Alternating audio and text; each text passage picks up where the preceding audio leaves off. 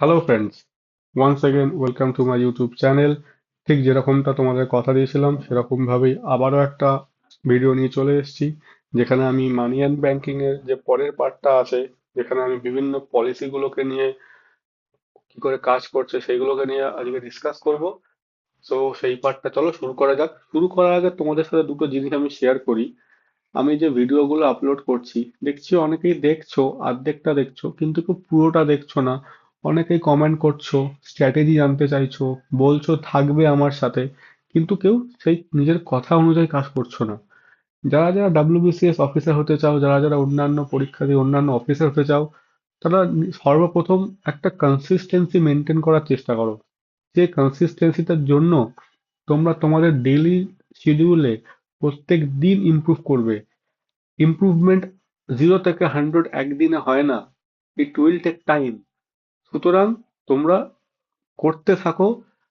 After a long period of time তখন দেখতে পাবে তোমাদের প্রোডাক্টিভিটি কতটা বেড়ে গেছে। You have to just start.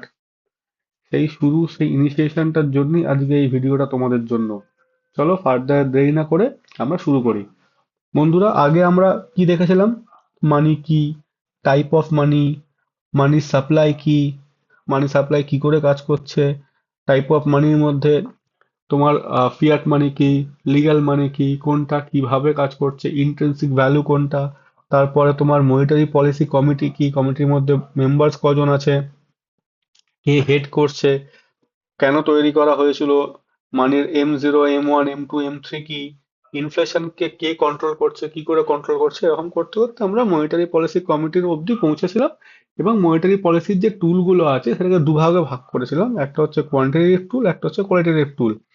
এই দুটো টুলস নিয়ে আজকে চলো আমরা আলোচনা করি। দেখো, আমরা সর্বপ্রথম আলোচনা শুরু করবো হচ্ছে কোয়ান্টিটেটিভ টুল দিয়ে। এই টুলস এর মধ্যে কি কি পড়ছে? Reserve ratio, various rates, OMO like open market operation twist, GSAP, MSS, SDF। আমাদের মূলত ইম্পর্টেন্ট হচ্ছে এই কোয়ান্টিটেটিভ টুলটাই। আমরা অন্যগুলো নিয়েও আলোচনা করতে পারি, অন্যগুলো তোমাদেরকে আমি বলে দেবো, তোমরা নোট ডাউন করে নিও। কিন্তু আমাদের পরীক্ষায় কোশ্চেন এখান থেকেই করবে। কেন কোয়ান্টিটেটিভ, কেন কোয়ালিটেটিভ আমি আগের দিন বলেছিলাম, কারণ আমরা এটাতে কিছু মেজার করতে পারি, তাই এটা কোয়ান্টিটেটিভ। ঠিক আছে, চলো। রিজার্ভ রেশিওর মধ্যে দুটো ভাগে ভাগ করা হয়েছে, একটা হচ্ছে সিআরআর, একটা হচ্ছে এসএলআর। সিআরআর কি? সিআরআর এর ফুল ফর্ম হচ্ছে ক্যাশ রিজার্ভ রেশিও। যে ক্যাশ রিজার্ভ রেশিও মানে যে রেশিওটা আমাকে আরবিআই এর কাছে জমা করতে হয়। আমাকে মানে অ্যাজ এ ব্যাংককে আরবিআই এর কাছে জমা করতে হয়। কেন জমা করতে হয়? আমাকে দেখানোর জন্য যে আমার কাছে এতটা পরিমাণ টাকা আছে, আমি তোমার কাছে অ্যাজ এ সিকিউরিটি এটা রাখছি, ডিপোজিট রাখছি। তাহলে কি করে নির্ধারণ করা হবে কতটা রাখতে হবে না হবে? আমি আগের দিন তোমাদেরকে বলেছিলাম NDTL, net demand time liabilities, যেটা 14 ডেজের ইন্টারভেলে প্রত্যেকটা ব্যাংকের মধ্যে ক্যালকুলেট করে, তার 4%। তাহলে ব্যাংক যে আরবিআই এর কাছে এনডিটিএল এর মাধ্যমে সিআরআর রাখছে, তাহলে কি আরবিআই ব্যাংকে কোনো ইন্টারেস্ট পে করবে এর জন্য? কেন, টাকা রাখলে আমরা তো জেনারেলি ইন্টারেস্ট পাই। এক্ষেত্রে আরবিআই ব্যাংকে কোনো ইন্টারেস্ট পে করবে না।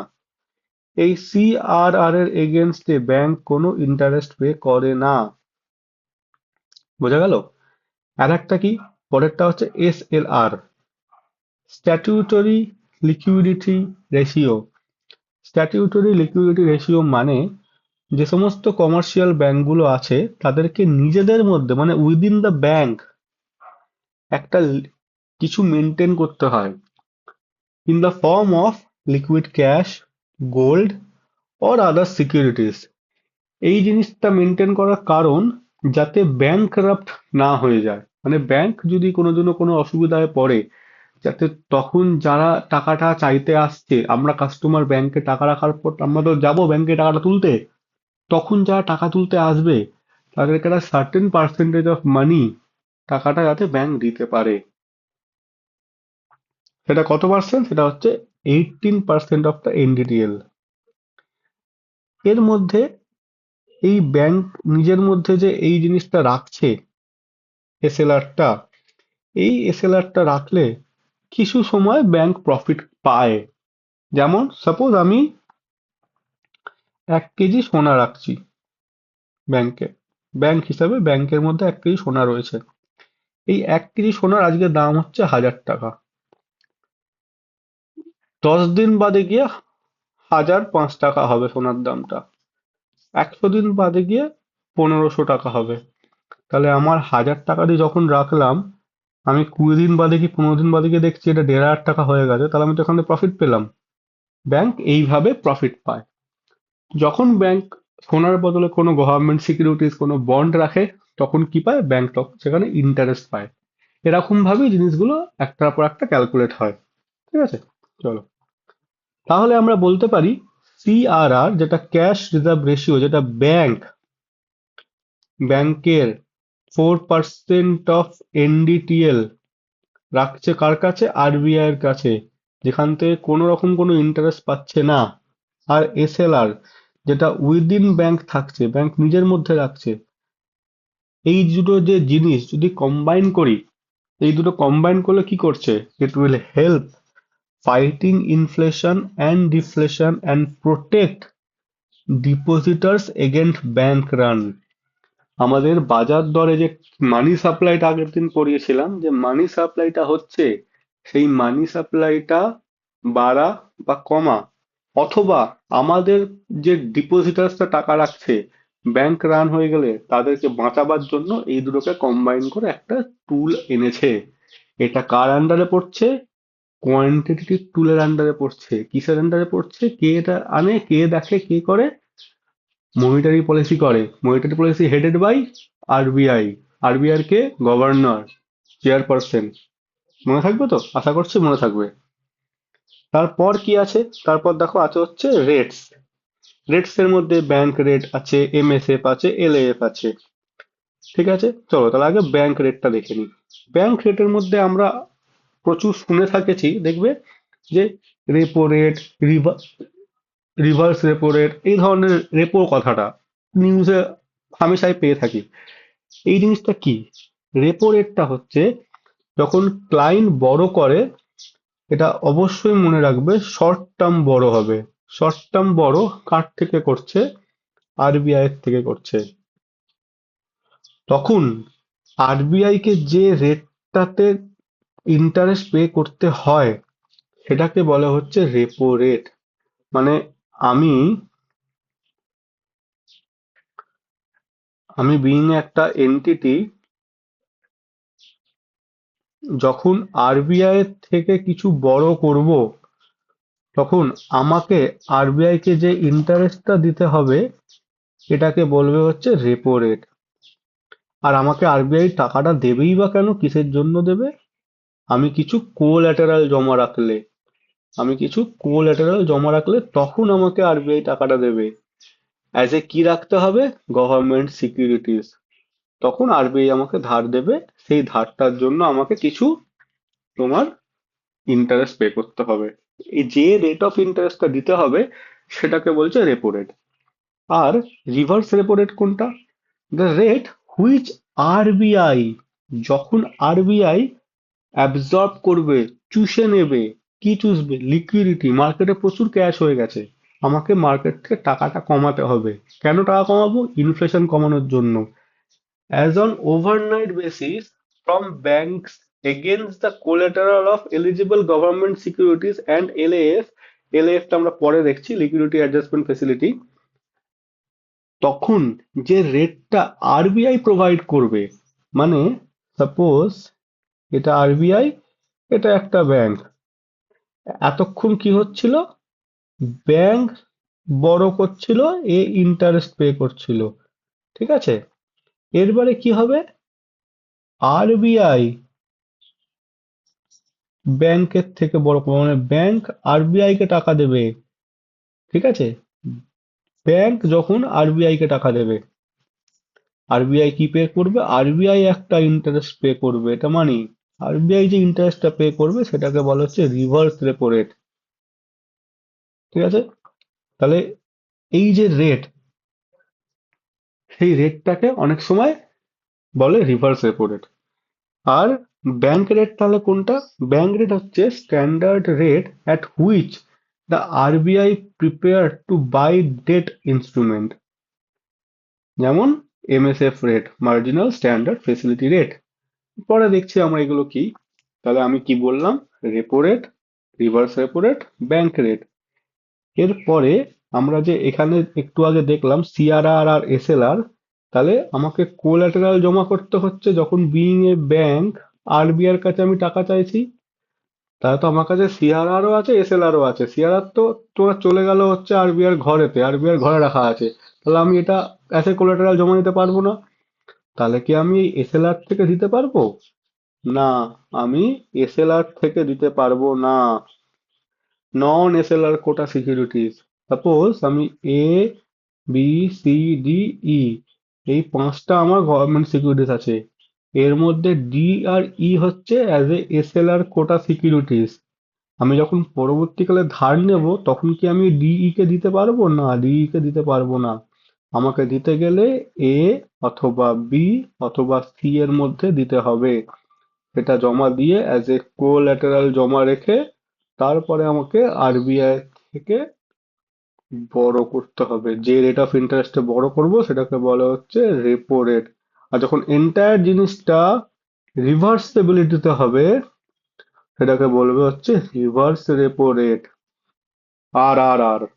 ঠিক আছে? তাহলে কিন্তু এটা জুনিয়র এনটিআর এর আর আর সিনেমা নয়, এটা হচ্ছে রিভার্স রেপো রেট। এই যে একটু আগে বললাম bank rate equals to MSF rate, তা দেখে নি চলো এমএসএফ রেটটা কি। এমএসএফ রেট মানে হচ্ছে মার্জিনাল স্ট্যান্ডিং ফেসিলিটি। মানে যে সমস্ত এসসিবিস, এসসিবিস মানে শিডিউলড কমার্শিয়াল ব্যাংক, যে সমস্ত শিডিউল কমার্শিয়াল ব্যাংক ক্যান বড়ো additional amount of overnight money over and above what is available to them through repo rate from the RBI by dipping into their SLR portfolio up to limit 2% of the penal rate of interest, that is called MSF rate অথবা bank rate. তাহলে এটা তারা কি বোঝাতে গেল? যখন schedule commercial ব্যাংকের over night পিরিয়ডের জন্য এক্সট্রা টাকা লাগবে, মানে আমার যে কোটাটা অ্যাভেলেবেল আছে টাকা চাওয়ার জন্য, তার বাইরেও যখন এক্সট্রা টাকা নেব, তখন আমি এক্সট্রা টাকাটা নেওয়ার জন্য যে জিনিসটা কোলাটেরাল রেখে আমি টাকাটা নেব সেটাকে বলে হচ্ছে এমএসএফ। মানে আমার কাছে তো গভর্নমেন্ট সিকিউরিটিজ রেখেই আমি টাকা নিয়েছি, আর তো নেই। তখন আমাকে এসএলআর কোটা থেকে দিতে হবে। এসএলআর কোটা থেকে ধরো সাপোজ আমার কাছে 10টা আছে, এর 2%ই দিতে পারবো, মানে আমি দুটো দিতে পারবো। দুটো দিয়ে যে টাকাটা পাবো সেই টাকাটা নেব। তাহলে আমার এটা একটা এক্সট্রা বড় হচ্ছে, তার জন্য এর ইন্টারেস্ট রেটটাও এক্সট্রা হয়। মানে নর্মালি টাকা যদি নিতাম তাহলে কি রেট পড়তো? Repo rate. প্লাস আমি এক্সট্রা করে নিচ্ছি। কোত্থেকে নিচ্ছি? এসএলআর দিয়ে নিচ্ছি, তাহলে 0.25% হচ্ছে রেট অফ ইন্টারেস্ট। তাহলে এটা কিন্তু নর্মাল রেট নয়, তাহলে এটা এমএসএফ হয়ে যাবে। এমএসএফ রেট মানে হচ্ছে রেপো প্লাস 0.25%। বুঝতে পারলাম? এইভাবে জিনিসটা হয়। আর এটাকেই কি বলে? এটাকেই বলে হচ্ছে ব্যাংক রেট। আশা করছি বোঝাতে পারলাম। যদি কারোর কোনো অসুবিধা থাকে তাহলে আমাকে নিচে কমেন্ট বক্সে জানিও, আমি সেই পার্টটা আবার তোমাদেরকে আরেকবার নেক্সট ভিডিওতে রিপিট করে দেব।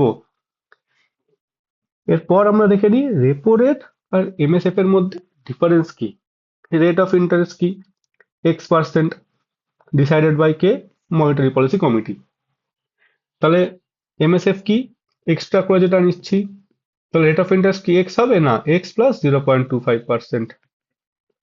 দেখো এখানে তাই লেখা আছে এক্স প্লাস 0.25%। কে নিতে পারে? All clients of RBI. RBI যে কোনো ক্লায়েন্টস নিতে পারে, যে কোনো মানে যে কোনো, এক্স, ওয়াই, জেড, যে কোনো কেউ। Just that has to be client of RBI. RBI client হতে হবে।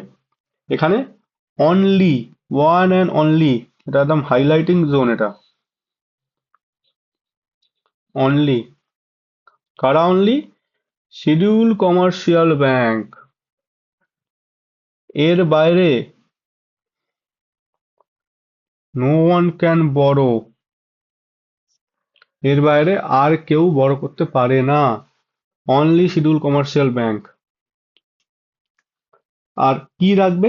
প্লেজ মানে হচ্ছে জমা রাখা। কি প্লেজ রাখবে? Any government securities, treasury bill, কিন্তু নর্মাল এসএলআর কোটা রাখতে পারবে না আরবিআই ক্লায়েন্টরা। কিন্তু bank, bank can pledge SLR quota government securities. আশা করছি আমি জলের মতন করে তোমাদেরকে বোঝাতে পারলাম। চলো নেক্সট কি আছে দেখি। নেক্সট আছে হচ্ছে ল্যাব, লিকুইডিটি অ্যাডজাস্টমেন্ট ফেসিলিটি।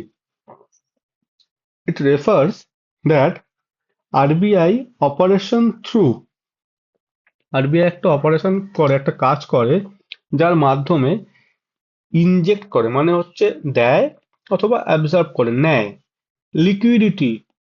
কিসের লিকুইডিটি? Money supply a. কোথায়? Into or from the banking system. মানে এটা একটা প্রসেস, একটা অপারেশন যেখানে লিকুইডিটি ইনজেক্ট করে বা লিকুইডিটি অ্যাবজর্ব করে নেয়। কোন প্রসেসের মধ্যে? ব্যাংকিং সিস্টেমে। It consist of overnight as well as term repo, reverse repo, SDF and MSF. মানে এটা ওভারনাইটও হতে পারে, এটা T+7, T+14 ডেজেরও হতে পারে। মানে এটা টাইম পিরিয়ড বাউন্ডেশনও আসতে হবে, আসতে পারে। তাই এটাকে বলা হচ্ছে লিকুইডিটি অ্যাডজাস্টমেন্ট ফেসিলিটি। ঠিক আছে? এই লিকুইডিটি অ্যাডজাস্টমেন্ট ফেসিলিটিকেও আবার লিকুইডিটি অ্যাডজাস্টমেন্ট ফেসিলিটি করিডোরও বলা হয়। কারণ যেহেতু আমি বললাম এটা আজকে হতে পারে, 7 দিন বাদেরও হতে পারে, 30 দিন বাদেরও হতে পারে। যদি একটা অনেকটা বড় টাইম স্প্যান জুড়ে আমরা পাই, তাহলে তখন আমরা ওটাকে একটা করিডোর হিসাবে বলতে পারি। তাই এটাকে বলা হয় liquidity adjustment facility corridor. Like RBI to refers to RBI operation through which it inject or absorb liquidity into from the banking system. It consists overnight as well as long-term repo, reverse repo, SDLC. হ্যাঁ, হয়ে গেল। Essentially indicates the difference between the repo rate and the reverse repo rate. Basically, normal বড়, repo, reverse repo, টোটালটা হয়ে যাচ্ছে LAF. ঠিক আছে? এরপরে হচ্ছে OMO, open market operation. Open market operation মানে হচ্ছে যখন আরবিআই কেনে অথবা বিক্রি করে, কেনে অথবা বিক্রি করে। কি কিনবে বা কি বিক্রি করবে? Government securities. কেন করবে? যখন মার্কেট থেকে আরবিআই লিকুইডিটিটা অ্যাবজর্ব করে নিতে চাইবে বা লিকুইডিটিটাকে আনতে চাইবে। তাহলে তোমরা আমার কমেন্টে জানাও, আরবিআই কখন লিকুইডিটিটা বাড়ানোর জন্য কিনবে, কখন লিকুইডিটিটা কমানোর জন্য বেচবে। মানে আরবিআই কোনটা করার জন্য কোনটা করবে? লিকুইডিটি বাড়ানোর জন্য কি করবে, আর লিকুইডিটি কমানোর জন্যই বা কি করবে? এই যে এই প্রসেসটা যেখানে হয় বা যে মার্কেটে হয় বা যেভাবে হয়, সেই জিনিসটাকে বলা হচ্ছে ওপেন মার্কেট অপারেশন, OMO। ঠিক আছে? তারপরে কি আসছে? তারপরে আসছে হচ্ছে গভর্নমেন্ট সিকিউরিটিজ অ্যাকুইজিশন প্রোগ্রাম, মানে হচ্ছে জিস্যাপ। যখন গভর্নমেন্ট সিকিউরিটিজ কোনো সেকেন্ডারি মার্কেট থেকে বাই করে নিচ্ছে, জাস্ট একটা স্পেসিফিক টাইম পিরিয়ডের জন্য। প্রাইমারি মার্কেট, সেকেন্ডারি মার্কেট আমরা যখন ব্যাংকিং সিস্টেম পড়বো তখন পড়বো। জাস্ট এটুকুনি মনে রাখো, জিস্যাপ কি? যখন আরবিআই গভর্নমেন্ট সিকিউরিটিজ কিনছে কোনো সেকেন্ডারি মার্কেট থেকে। ঠিক আছে? আর একটা কি আছে? আর আছে হচ্ছে আমাদের এরপরে ওএমও। ওএমওর ক্ষেত্রে আমরা যেটা একটু আগে দেখলাম, যেটা আরবিআই যেটা করলো, সেইখানটাতে যদি আমরা বলতে পারি যে আরবিআই যখন বাই করছে সিকিউরিটিজ, তখন কি হচ্ছে? মানি সাপ্লাইটা বেড়ে যাচ্ছে। আর যখন সেল করছে তখন মানি সাপ্লাইটা কমে যাচ্ছে। বাই করলে আমরা সবসময় মনে রাখবো, আরবিআই যখন কিছু কিনছে, একটা এক্স জিনিস কিনছে, তখন আরবিআই এর কাছে এই জিনিসটা চলে যাচ্ছে, আরবিআই টাকা মার্কেটে দিচ্ছে। যখনই মার্কেটে টাকা আসবে তখনই তো আমাদের লিকুইডিটিটা বেড়ে যাবে। আর যখন ঠিক উল্টো হবে, তখন আরবিআই এর কাছে আমার ঘরে এই এক্স জিনিসটা আছে, আরবিআই এটাকে মার্কেটে বেচবে, তাহলে আরবিআই এর কাছে কি যাবে? টাকা চলে যাবে। তাহলে আমাদের লিকুইডিটি কমবে। এইভাবেই আমরা বিভিন্ন রকম জিনিসকে দেখতে পারি বা দেখি। ঠিক আছে? তো আমাদের মধ্যে এই যে এই জিনিসগুলো কাজ করছে, এইভাবেই একটা ইনফ্লেশনকে কন্ট্রোল আমরা করে থাকি। তারপর দেখো, দেখে নি। তারপর আছে হচ্ছে অপারেশন টুইস্ট। এটা একটা স্পেশাল টাইপ অফ ওএমও মানে ওএমওরই একটা স্পেশাল পার্ট, যেখানে আরবিআই কিছু কন্ডাক্ট সাইমালটেনিয়াস কেনাবেচা মানে পরস্পর কেনাবেচা করতে থাকে। ধরো আমি একবার একটা কাজ করলাম, হয়ে গেল। টার্গেটেড ছিল হচ্ছে ধরো 10, আমার এখন ইনফ্লেশন রয়েছে, আমার আনতে হবে হচ্ছে তোমার 4 ± 2। 10-এ একবার কিনলাম, কিনে দেখলাম, বা একবার কিনলাম বেচলাম, কিনে দেখলাম আমি ওটা 8-এ আসছে। তাহলে কি আমার টার্গেটের ইনফ্লেশন রেট আসছে? আসছে না। 6 আনতে হবে, তাহলে আমি আরেকবার করব। এরকম ভাবে যখন সাইমেলটেনিয়াসলি করবে, তখন জিনিসটাকে বলা হয় হচ্ছে অপারেশন টুইস্ট। অপারেশন টুইস্ট একটা স্পেশাল ধরনের একটা OMO. It ensures better monetary policy transmission for economic growth.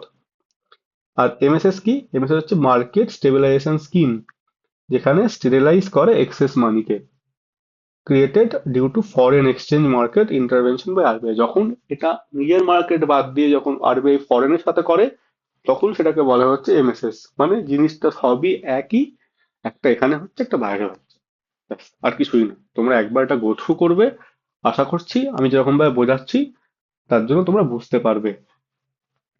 এই যে আমরা এই জিনিসটা দেখলাম, এরপরে আমাদের কি আছে? এরপরে আসে হচ্ছে কোয়ান্টিটেটিভ টুলস। কোয়ান্টিটেটিভ টুলস এর মধ্যে আমি কি কি বলেছিলাম? ধরো মোরাল সুয়েশন। মোরাল সুয়েশন মানে ধরো কোনো ব্যাংক পারফর্ম করছে না, কিছু বলছে না, তখন তাকে ডাকবে বা ডেকে বলবে, বা ওভার দ্য ফোন বা ওভার দ্য মেল তাকে বলবে যে দেখো তোমার ব্যবসা ভালো হচ্ছে না, তোমার এই এই জিনিসগুলো হচ্ছে, এইগুলো ফল্ট আছে, তার জন্য এই এই ইনফ্লেশন দেখা দিচ্ছে, তুমি ঠিক করো। মানে মোরালি কথা বলবে।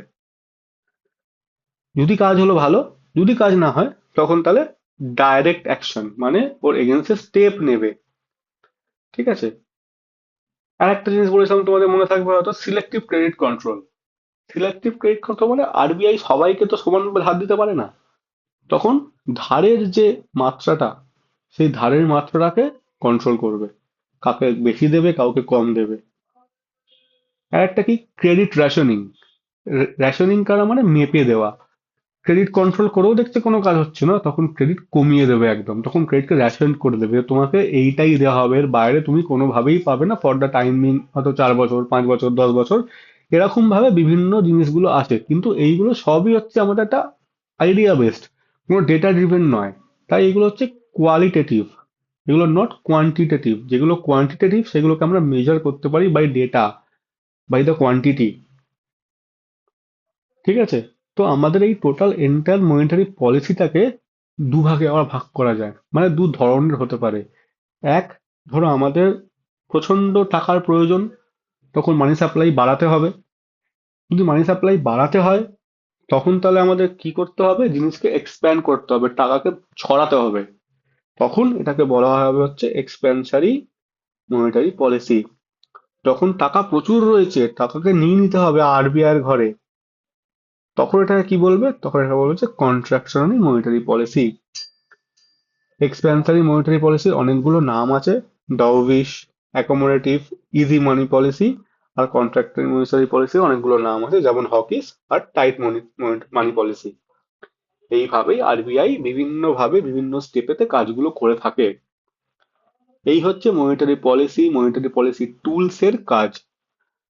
এই এন্টায়ার জিনিসটা কি করবে? এন্টায়ার জিনিসটা ইনফ্লেশনকে কন্ট্রোল করবে। আশা করছি বন্ধুরা তোমাদের কোনো বুঝতে অসুবিধা হয়নি। যদি কোথাও বুঝতে অসুবিধা হয়, আমি বারবার তোমাদেরকে বলছি আমাকে জানাও, তাহলে আমি সেইভাবে ভিডিওটাকে তোমাদের কাছে রিপ্রেজেন্ট করব। ওয়ান্স এগেন বন্ধুরা, আমাকে সাপোর্ট করার জন্য, আমার ভিডিও দেখার জন্য থ্যাংক ইউ। যারা দেখছো না বা যাদের কাছে পৌঁছাচ্ছে না, তোমরা বেশি বেশি করে শেয়ার করো আমার ভিডিওটাকে। নিজেরা দেখো এবং অন্যদেরও দেখতে সাহায্য করো। আমি প্রত্যেকদিন সন্ধ্যেবেলা 7টার সময় ভিডিওটা আমার ইউটিউবে লাইভ হয়ে যাবে, তখন তোমরা দেখে নিতে পারো। আমি খুব শিগগিরই তোমাদের ইকোনমিক্স এর কোর্স শেষ করে দেবো, ইভেন এমসিকিউও করিয়ে দেবো। এটা আমার যেরকম ইমপ্রুভমেন্ট হচ্ছে, তোমাদেরও ইমপ্রুভমেন্ট হচ্ছে আশা করছি। আমার সাথে যুক্ত থাকো। আবারও বলছি, ডেসক্রিপশন বক্সে টেলিগ্রাম চ্যানেলের লিঙ্ক দেওয়া আছে, সেই লিঙ্কে জয়েন করো। লিঙ্কে জয়েন করে সরাসরি আমার সাথে যুক্ত হও, যাতে কোনো ডাউট থাকলে ইন বিটুইন ডাউটের পাহাড় বানিয়ে ফেলো না। ডাউটের পাহাড় জমতে জমতে জমতে জমতে ডাউট আর রিজলভ হবে না, ডাউট ডাউটই থেকে যাবে। তখন আর এই সাবজেক্টটার প্রতি নেগলিজেন্সি চলে আসবে, ইকোনমিক্স ভালো লাগবে না, ইকোনমিক্সের নাম্বার পাবে না, তখন ইকোনমিক্স সাবজেক্টটা খারাপ হয়ে যাবে। একটা প্রসেসে এগোও, একটা রাইট ডাইরেকশনে এগোও, তাহলে রাইট রেজাল্ট পাবে। চলো, থ্যাংক ইউ, দেখা হচ্ছে নেক্সট ভিডিওতে।